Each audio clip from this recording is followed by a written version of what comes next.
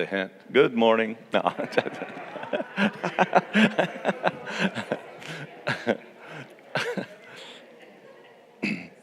We've been studying communication, and we're going to continue today, and I'm kind of changed what we were going to do from before.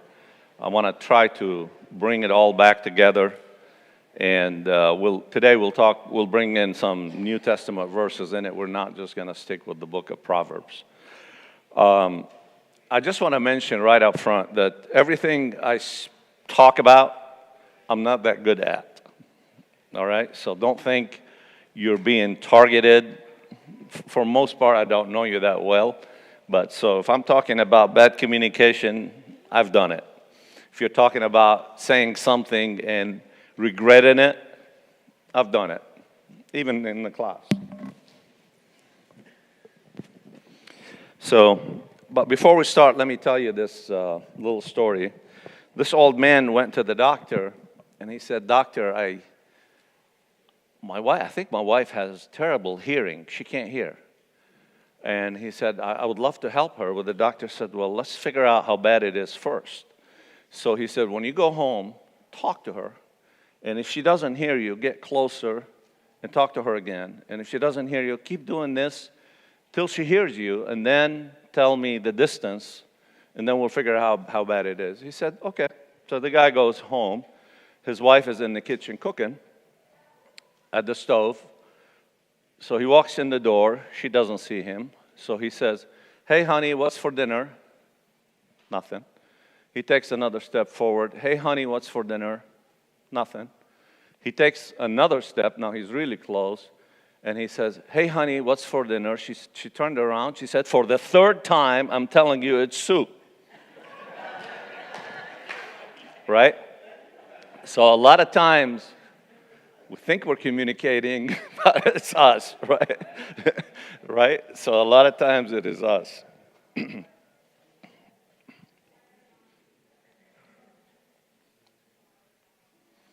So last time we talked about the power of the tongue and contention and strife, and we were going to talk about counsel and discretion today, but we're not.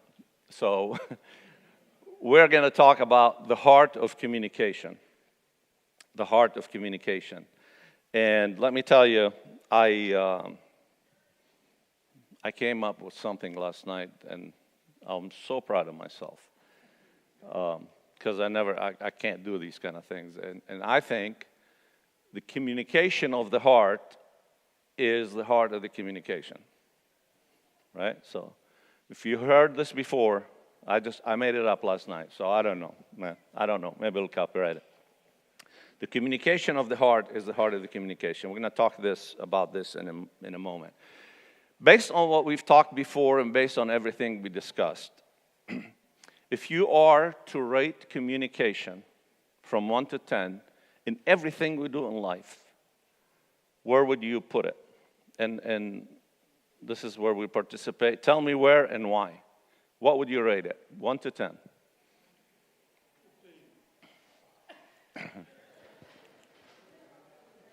Right here. All right.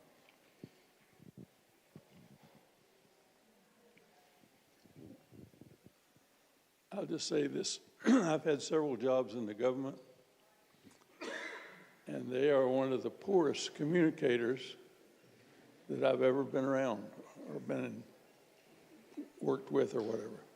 So one of the reasons our government seems to be in chaos, I think sometimes, is their failure to communicate. Okay. Anyone else? How would you rate communication? How important is it from a 1 to 10? Come on, somebody. What if you're 1 the best and 10 the least? Or? The other way around. 1 is the worst, 10 is the best.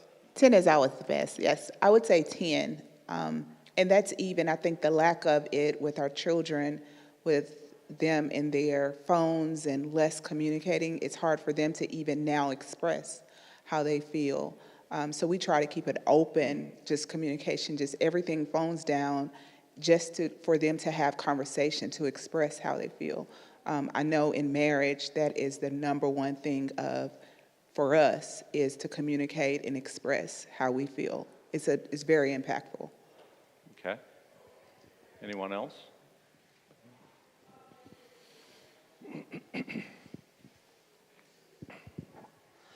I believe it's a 10, and if you look at my forehead, I've got a big mark on my forehead. I thought my wife said, "Get up," but she said, "Shut up."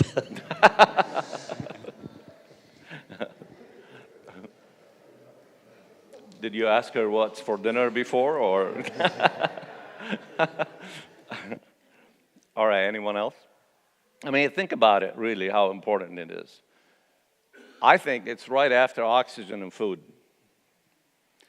Because, I mean, that's all what we do is communicate in one form and another, right? If you have children, at one point you have a baby cry and drives you crazy because they can't communicate. You can't help, you don't know what to do, right? I remember when Andrea was a baby years ago, she woke up crying at night, terrible crying. And Sandy ran there and she's tried to calm her down, and she didn't know Sandy. She said, "I want Daddy." And she couldn't communicate. We didn't know what was going on. She kept saying, "Daddy, Daddy." Now, I had to deal with two crying, Sandy and Andrea. But deep down inside, I kind of liked it. I said, yeah, she's asking for Daddy finally, right? You know. But if you can't communicate, it is very, very difficult. I mean, yeah, go ahead. I'm sorry, but communication is so huge for me. But also, our Father in heaven found it very important for us to communicate with him. And we do that through prayer, and he does that through us, through the scriptures. So again, the impact, and he even found it, to me, a number 10, because the communications that he left for us. Right? And how did God create the world? He spoke it through communication. And communication is a two-way street, right? We deliver something, we'll deliver a message, and we receive something, which is listening. Which we don't often talk a lot about listening, which is probably the more important part of the communication. We'll talk about listening later on in the lesson.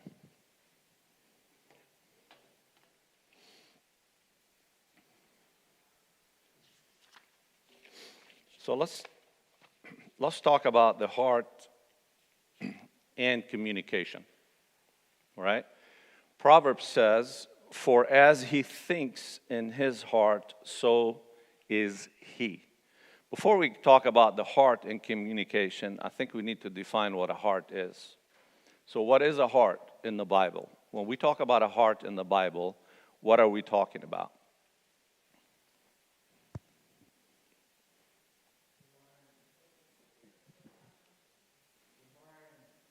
Mind? Okay, your mind is one. All right. What else when we're talking about the heart in the Bible? What is it? Soul? Okay.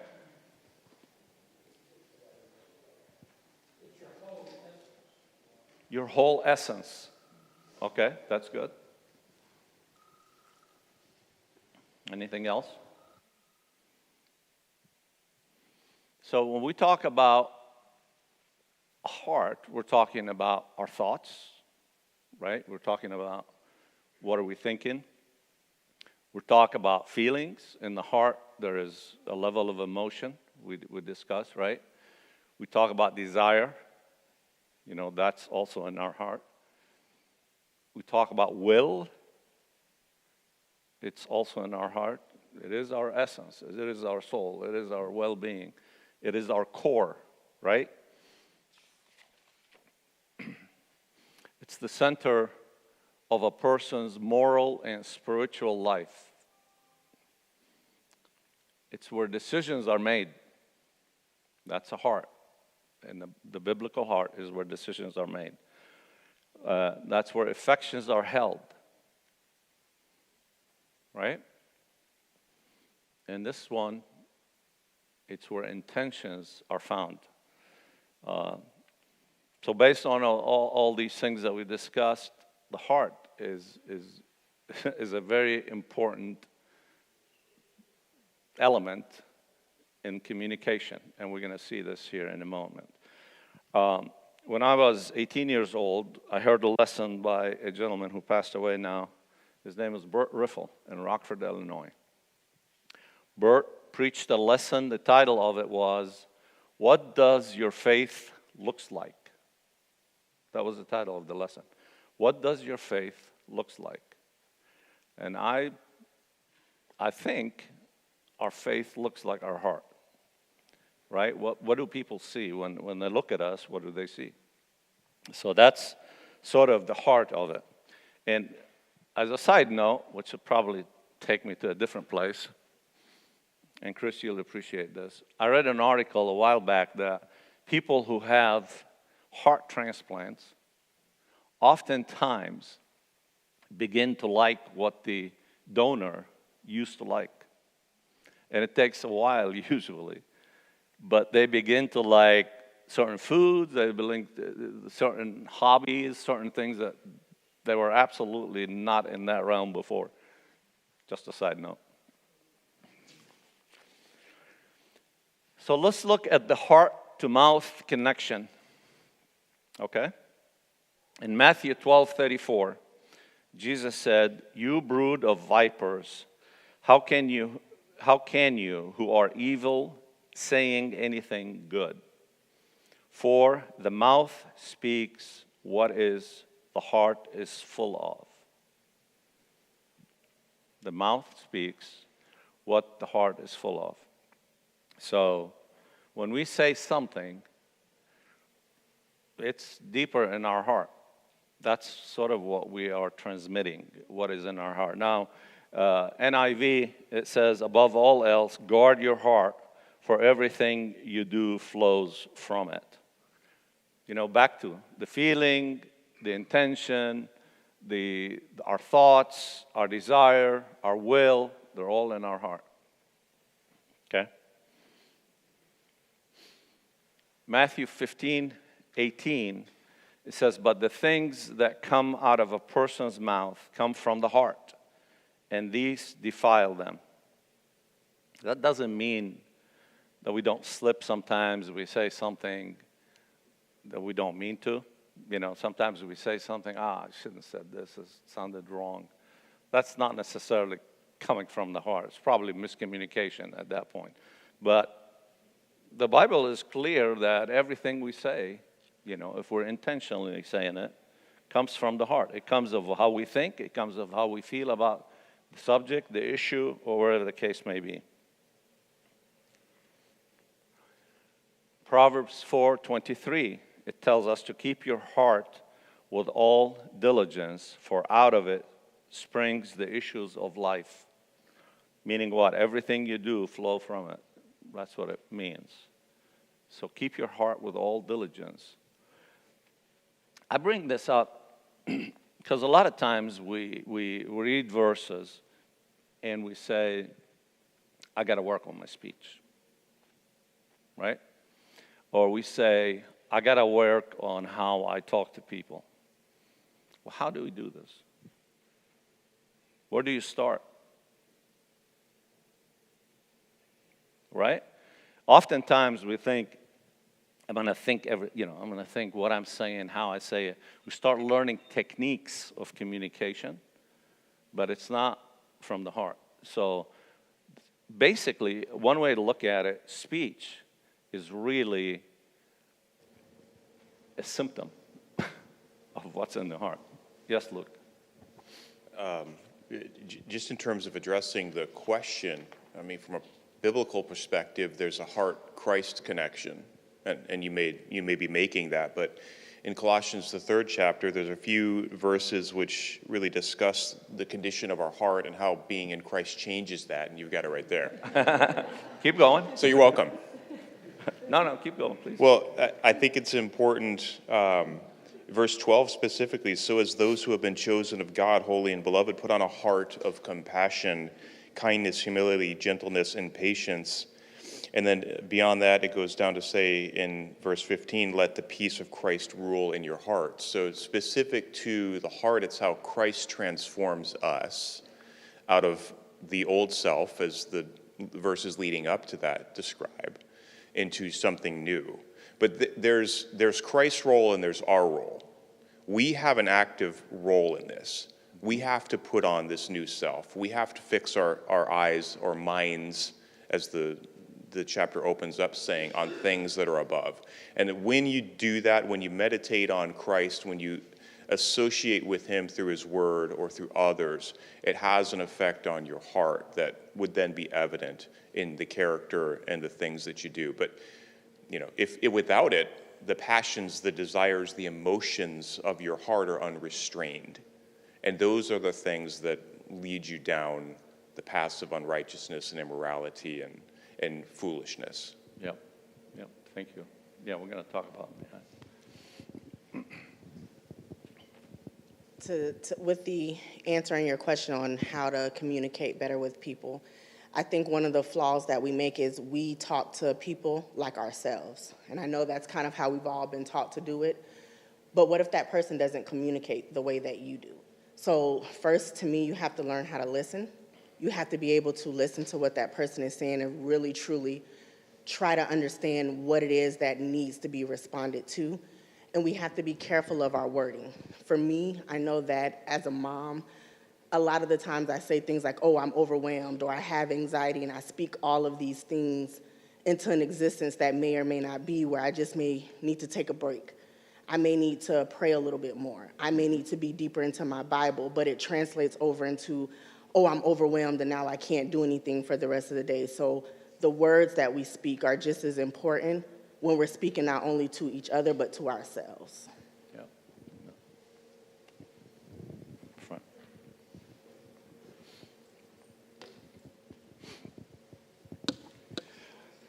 What, you're getting me thinking about all this stuff now, and that drives me Well, crazy. you brought it up last week that it's fruit of the Spirit, right? Right. So we're Well, getting close to that. So. So think about history, and how did love get connected to the heart from the beginning of time? It's always been that way, right?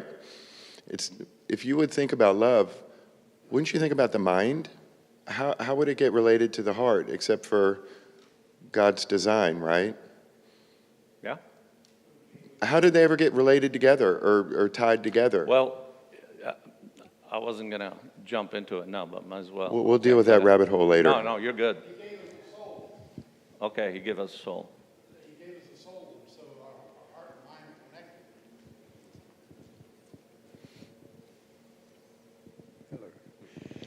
are connected. I believe he gave us a soul that connects our heart and our minds, and that's where our thought processes join. There's a lot of scriptures that say things like the mind's eye. I can't even think of all of them, but there's a lot of them make reference between the dual connection. What was in the beginning? In the beginning, there was. Hi, my name's Jeannie. I'm Hey, new Jeannie. here. I think we're leaving out the Holy Spirit Okay. at this point in the conversation. I feel like when we study and we really have the Word written on our heart, and we ask the Holy Spirit to guide us, and we're quiet until that moment, I think it can be so impactful. I've seen that over the years in my life when I didn't know what to say, being quiet and waiting and allowing the Holy Spirit to speak through me was the moment, and it made a difference. And I've gotten feedback from others that shared that was what I needed to hear. Okay, excellent. Thank you, Jean, for sharing. I mean, a lot of times after we pray, we're communicating to God. We don't want to hear the answer, right? It's not the answer we want. So we're not good at listening even to God, and allowing time. Sometimes we mature better, we learn better, and we're able to see what the answer is. Let's go ahead and read this passage up there, Colossians 3, 8 through 14. But now you must also rid yourself of all such thing as these: anger, rage, malice, slander, and filthy language from your lips. Do not lie to each other, since you have taken off your old self with its practices. Since you have taken out the old self with its practices, and have put on the new self, which is being renewed in knowledge in the image of the Creator. That's a heart transplant, right? We're taking out the old self, we're putting up the new self. Do you think when we do this, would our communication get better? Would we communicate properly with each other? Therefore, as God-chosen people, holy and dearly loved, clothe yourselves with compassion, kindness, humility, gentleness, and patience. Bear with each other and forgive one another. If any of you has a grievance against someone, forgive as the Lord forgave you. And over all these things, all these virtues, put on love, which bind them all together in unity. So let me ask you this question. If I am a person who have compassion, who have kindness, who have humility, gentleness, and patience, how would I communicate with you? Would I be mean? Would I be rough? Would I be selfish? Want to tell you what I want you to hear first? Right? So if we have these qualities, guess what? If we have these qualities, I think we'll love our enemies as well. Right? Well, the Bible says love your enemy, and we say, okay, I'll go home, start loving my enemy. That's how it works, right? That way, there are prerequisites for all these things. And I'm not saying you can't go there, but you build on things. And the more we have this kind of character, the better we can do everything else. And this is the core, basically. Yes. So in the past, say 20, 30, 40 years, I think communication has changed quite a bit in our society. More vulgar language is used today than ever before, and it's heard, and everywhere we go.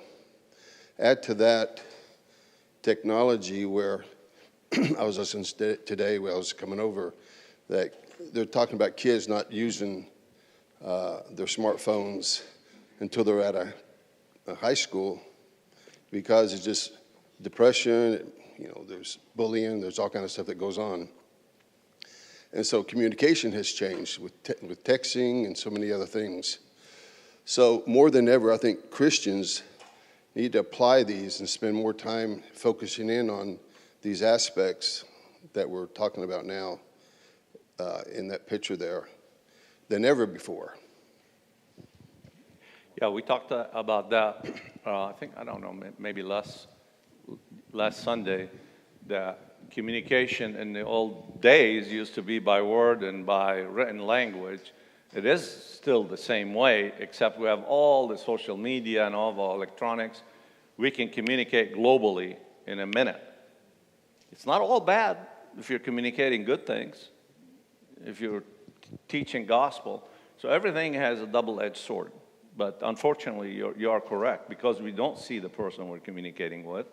We tend to be bold, we tend to be aggressive, and some people are professional complainers. So it doesn't matter what you say, somebody is going to be out there the first to complain and about everything. So it's all part of it, yes. I think it's more important to listen to someone, and you might be able to help them, but I think where we make a mistake, we're telling people our issues, and we need to listen to them and try to help them. And you always need to be patient, understanding, kind, and gentle. Yeah, thank you. You guys are just leading me right through the slides. I love that. We got on this side. Yeah.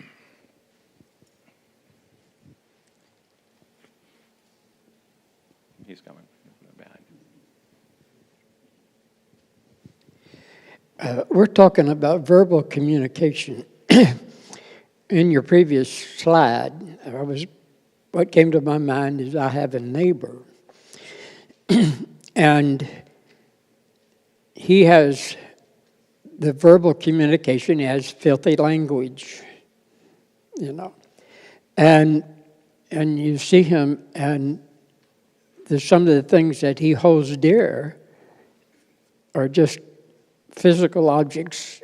Like he buys everything he sees.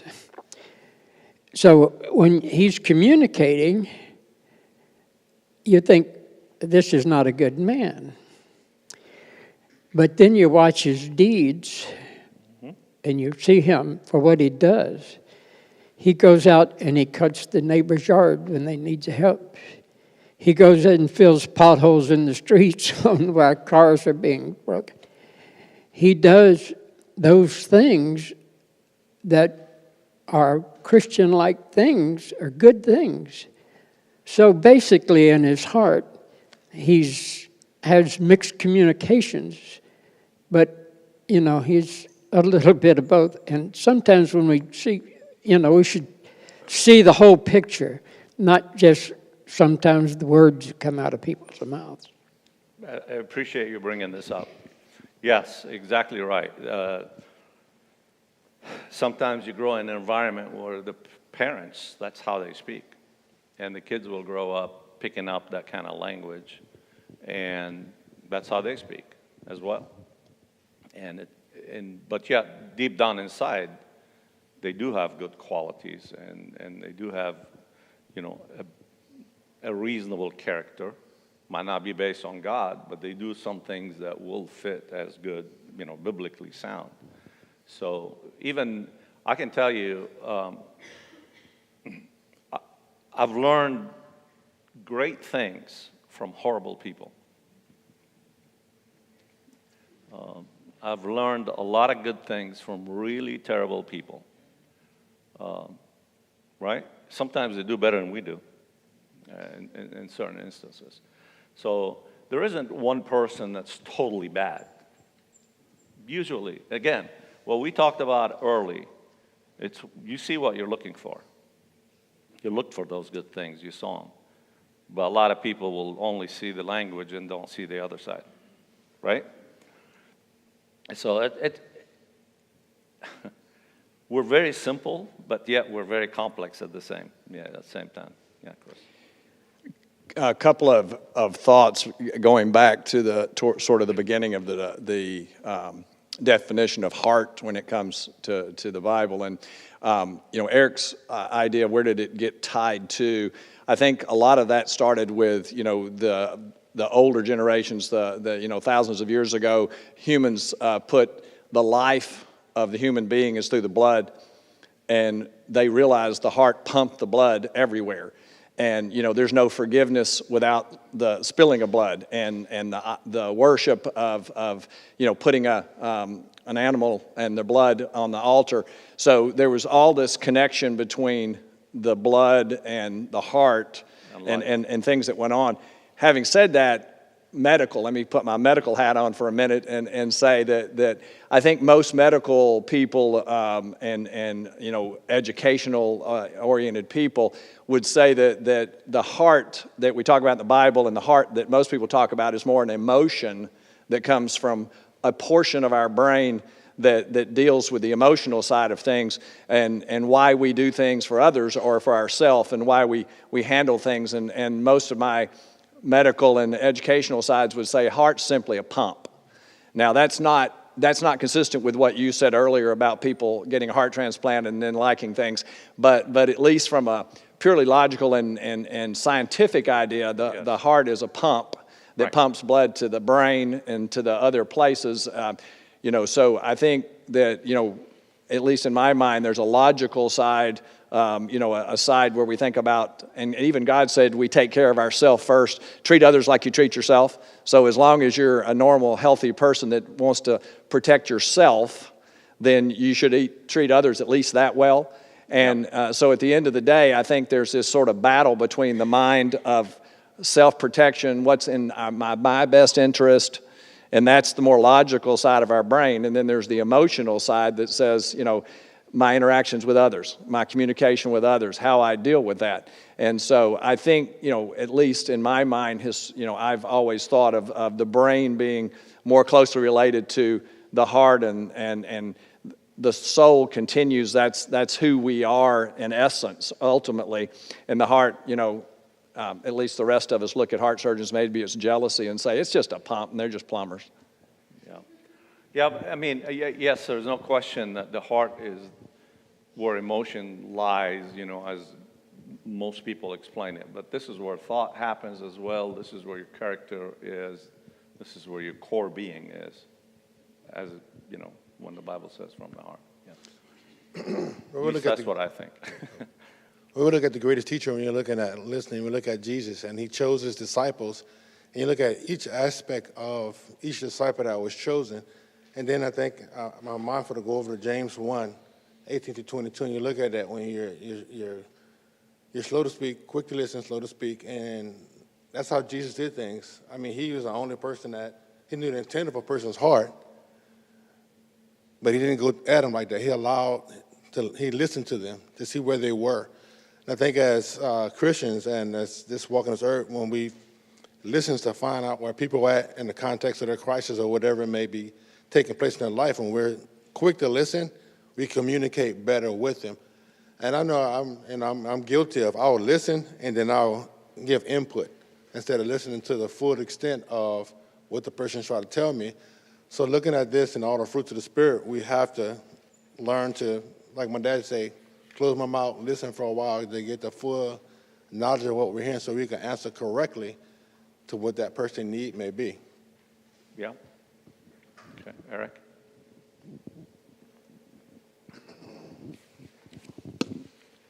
When I was listening to Chris talk about the heart and love, I think also when you're in love, your heart starts to beat really fast. And back when people didn't know anything about science, they probably equated that because they didn't know anything about the mind. But you were also talking about your neighbor who does good things, but curses like a sailor, right? And I think in the end, bad people do good things. It's like El Chapo building churches and schools and soccer fields. Sure. And so I think that there's a difference between somebody who is a spiritual baby or undeveloped in that area and somebody who is a good citizen, because people could be good citizens for other reasons, maybe to show other people how good they are or to cover up some guilt that they have, but not for the true reason of God and Jesus, right? Mm-hmm. Yeah, I've read a lot of self-help books. As you can see, it didn't help much, but good ones. They're all biblical principles. Now, whether they meant it that way or not. Is that your perception, or you said all the good ones in your? The good ones that you can take principles from and apply are biblical principles. In most cases.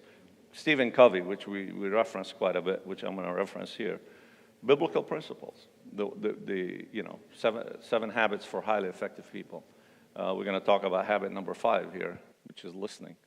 So, anyone else? All right.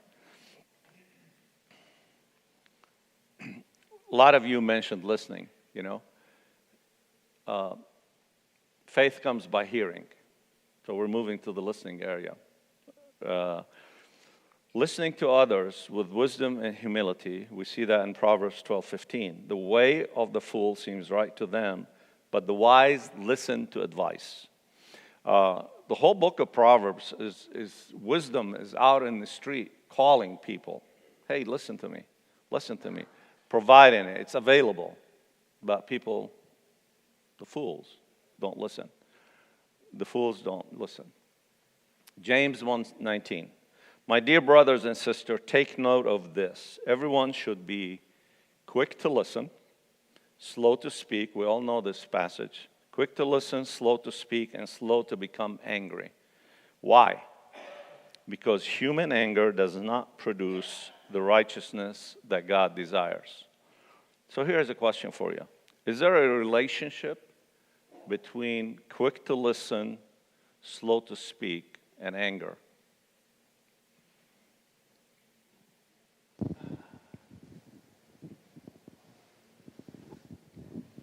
Me and Capel were talking about this the other day, but I think most people, we listen to respond. We're not listening to gain understanding. We're not listening because we think what the person is saying is that profound. We're listening to what we can key in on and then respond to. We talk about this a lot, especially with me, with controlling what I say in my moments of anger. You feel those emotions, they're gonna come up, but you have to be patient to take time to actually hear what you thought you heard, which sometimes could take a day or two. He may say something to me and what I heard versus what he said could be two different things.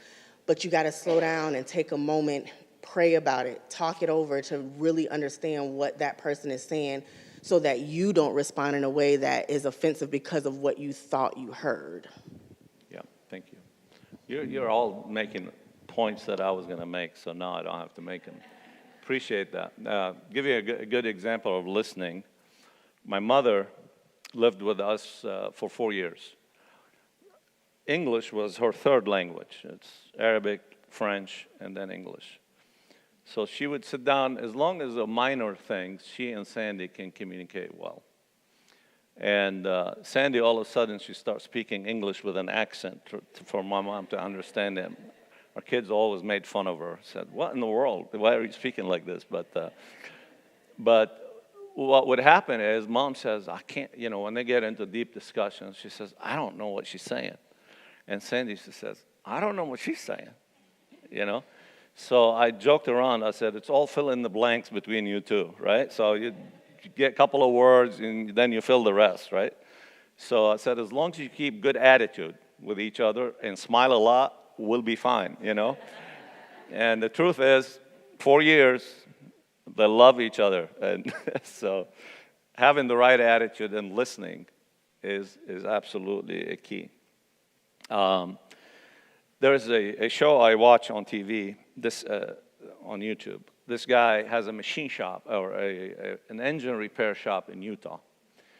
And people usually bring vehicles to him that no one can fix, that has problems.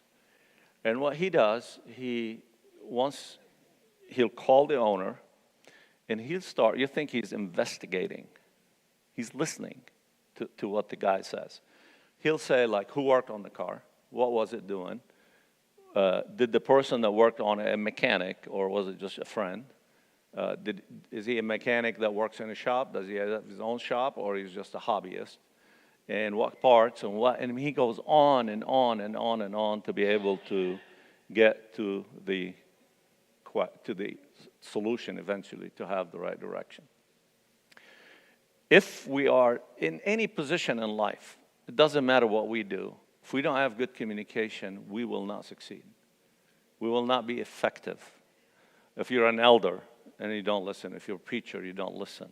If you're a teacher, you don't listen. If you're a doctor, you don't listen. Police officer, investigator, whatever. I mean, any job we have, one of the most important things is listening. And back to what you said back there, oftentimes we listen to answer. We can't wait for the individual to stop talking so we can answer, right? And especially if we're debating, especially if we're discussing something heavy. We can't wait for them to stop. We're not trying to understand them. We're trying to defend our point. And it's terrible, especially if we're trying to teach people, you got to listen to what they're saying.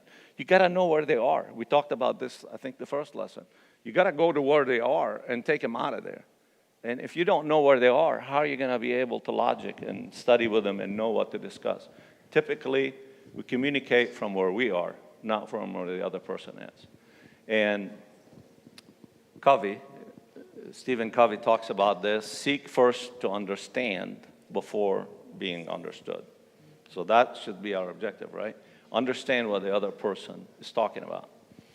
And he talks about empathic listening, which I know Neil talked about that earlier, so I'm reinforcing your points here, Neil. Which he talks about, the empathic listenings mean you really listen and try to put yourself in that person's shoes, right? To be able to communicate with them. Couple months ago, I think, sitting out there, Andrea, our daughter, was sitting behind me, and another lady came in, and they were talking. The other lady was somewhere, and Andrea said, "Tell me about it. I want to hear about it. Tell me more." And I said, "This is my girl. This is good listening, empathic listening. You're trying to get the other person to share their feelings, to share their joy. And if we are to grieve with those who are grieving, if we are to be happy with those who are happy, you got to get to that level. You got to really sort of walk in their shoes a mile, as we say. The good thing about that is you have their shoes and you're 1 mile away. So, okay, that thanked. You get what I'm saying, right? Go ahead, David.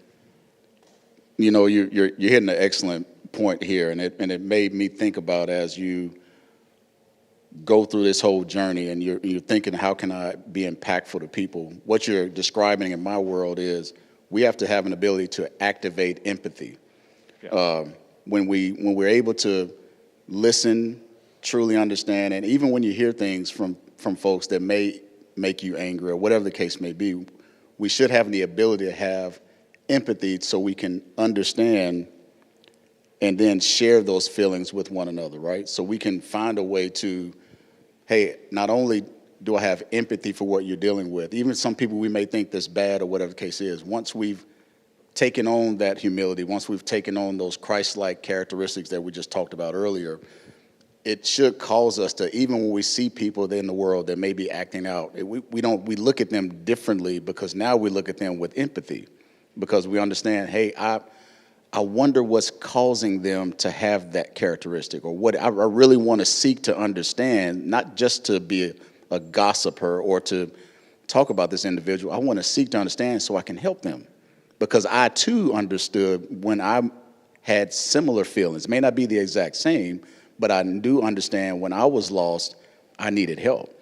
So we want, when you see individuals, whether that's our neighbors or coworkers or family members, we want to, hey, why do you have so much anger? Or, hey, why do you use that type of language? Hey, why are you, let me understand where you are, because there may be something I can help with. And just with that, we're using examples, and me, we've heard a medical example, me being in sales, one of the biggest pieces that I just did a training on is to that very thing that Covey talks about. We have to seek to understand the customer. Even though I don't care if there's 5 widgets we want to come in here and talk about, we have to first understand, hey, what are you dealing with? What is your complexity? What are you challenged with?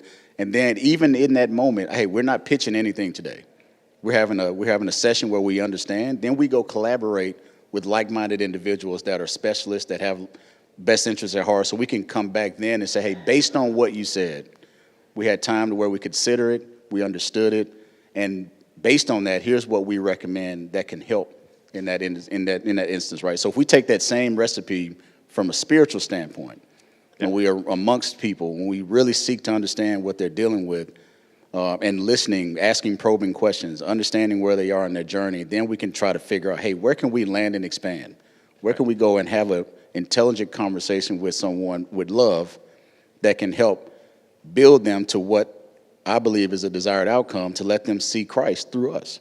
That's it. That should be the recipe. And I think that's what you're describing here. So really appreciate the lesson. The interesting thing here is, too, it's not a technique.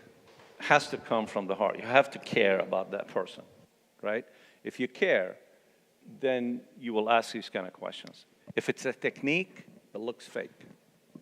It looks fake. And then it absolutely does the opposite of what we're trying to do. I want to jump to the last point real quick. I know we're running out of time. We have to speak the truth. We have to speak the truth with grace. We have to speak the truth with grace. And we have to speak the truth. This is a problem I think we're having in this country. We're not speaking the truth. And if we don't speak the truth, guess what happens? Somebody else will speak their truth, which is not biblical truth, right? And I remember Ronald Reagan years ago, in 1980. He's the first one I ever voted for. That's when I turned 18. He said something that stuck in my mind. He said that when you're in a political campaign, if you don't define yourself, your opponent will define you. Okay? If you don't define yourself, your opponent will define you. Now, as Christians, our actions should define us, but sometimes you have to go out there and speak the truth. If we don't, look where we are. They're redefining what a man is and what a woman is. They're redefining what gender is. They're redefining all kinds of crazy things that make zero sense. And that's against biblical teaching. But we have to speak the truth. If we don't, they'll speak it for us. If we don't define what morality is, guess who defines it? The government. For people who are not Christians, for people without any background, that's what they look at to see if it's good or not. They look at the law. So, well, it's legal. I could do it. Right? So let's just keep these things in mind. Next week, we're going to jump into a different subject. We can spend probably 13 weeks on this. And also, this is our half of the class. I think this is 6 or 7 out of 13 weeks. So if you want me to change direction, what we're doing, let me know. If I can do it, I'll do it. If I can't, I'm going to keep going what I'm doing. So appreciate it. Thank you very much. Thank you always for all the comments. I learn from you more than you learn from me, and I appreciate that. Thank you.